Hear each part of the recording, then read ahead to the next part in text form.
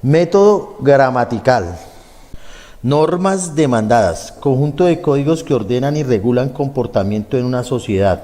Reglamento, frente al que el demandante interesa del órgano jurisdiccional una concreta tutela, dando lugar al inicio de un proceso. Acción de inconstitucionalidad. Acción de impugnación. Recurso que se interpone ante el Tribunal Constitucional con el objeto de que éste declare la disconformidad con la Constitución de las leyes, disposición o acto impugnado, con las normas que sirven de parámetro de la constitucionalidad. Intervenciones. Principio estructural que prescribe la obligación de no injerencia en los asuntos que son la jurisdicción interna de los estados. Consideraciones y fundamentos. Las resoluciones administrativas y las sentencias judiciales se redactaban de modo que quedaran divididas sucesivamente en 4 partes bien delimitadas. A. El encabezamiento. B. Los resultados. C. Las consideraciones o serie. D. La parte dispositiva o el fallo.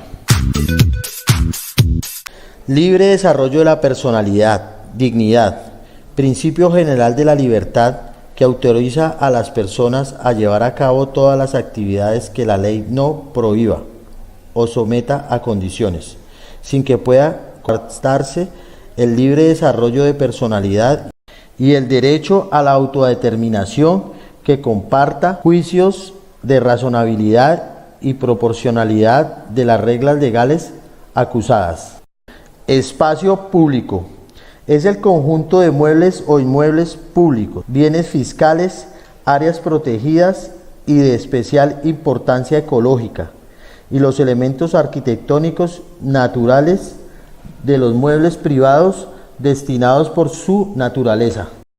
Usos o afectaciones a la satisfacción de las necesidades colectivas que trascienden los límites individuales de todas las personas en el territorio nacional. Método sistemático.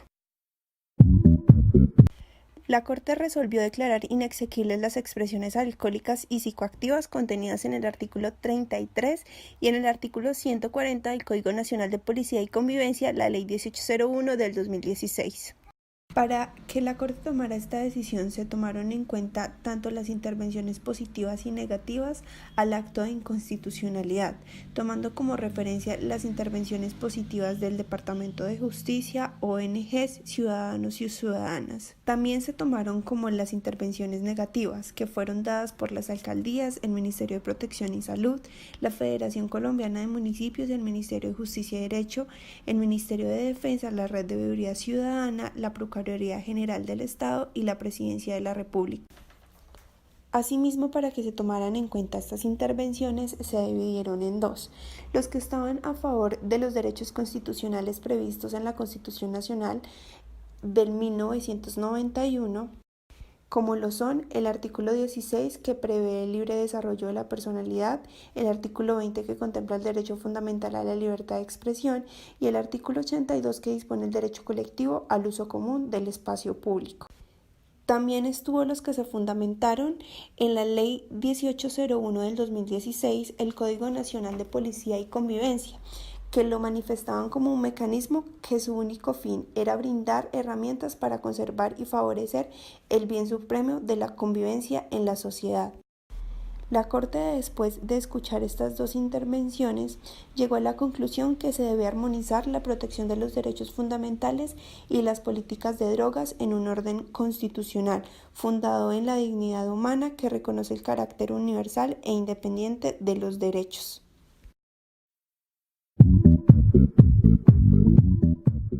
Método histórico. En los antecedentes históricos encontramos que los primeros intentos de reforma a la Constitución Política de Colombia aparecieron cuando se produjo la despenalización del porte y consumo de la dosis mínima, contemplada en la sentencia C-221 del 94 en contraposición a la Ley 30 del 86 del Estatuto Nacional de Estupefacientes. Varios actores intentaron introducir reforma al artículo 17 de la Constitución sobre el libre desarrollo de la personalidad con el fin de modificar la decisión judicial, pero finalmente la reforma fue aceptada por el Congreso, aunque por acto legislativo se modificó el artículo 49 respecto al derecho a la salud. Históricamente cabe anotar que en los gobiernos de César Gaviria y el gobierno de Néstor Samper se dieron manifestaciones moralistas frente a la despenalización de la dosis personal, porque eran contrarias a la guerra contra las drogas y pedían que fueran sancionadas. Recordemos que en el gobierno de César Gaviria se dictó la sentencia C-221 del 94 de la despenalización de la dosis mínima. Luego, siendo presidente, Samper se descubrió que ingresó dinero del narcotráfico del cartel de Cali a su campaña, por lo cual fue protagonista del proceso 8000. Posteriormente, Álvaro Uribe, en su programa de gobierno ultraconservador, intentó volver a penalizar el consumo de la dosis personal en espacios públicos, por ser un acto de peligrosidad para la comunidad. Durante el gobierno de Santos tuvo un discurso progresista frente al tema de las drogas, propuso legalizar y clasificar las drogas según la ciencia. Y el actual presidente Iván Duque trató de penalizar nuevamente el consumo de drogas en sitios públicos, incluyendo la dosis mínima.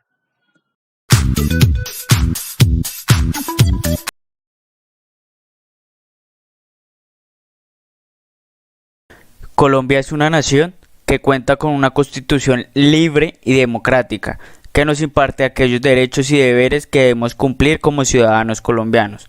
En ella encontramos aquellos que son nuestros derechos fundamentales, como lo son el artículo 16, el artículo 20 y el 82. Considero que para garantizar una buena convivencia debemos entender que nuestros derechos llegan hasta donde empiezan los del otro. Para los colombianos, la dosis mínima aún es un tabú. Es un tema que nos causa impresión y genera miedo hablar de ello libremente. En nuestra Constitución se aclara que una persona no puede castigarse por lo que posiblemente hará, sino por lo que efectivamente hace.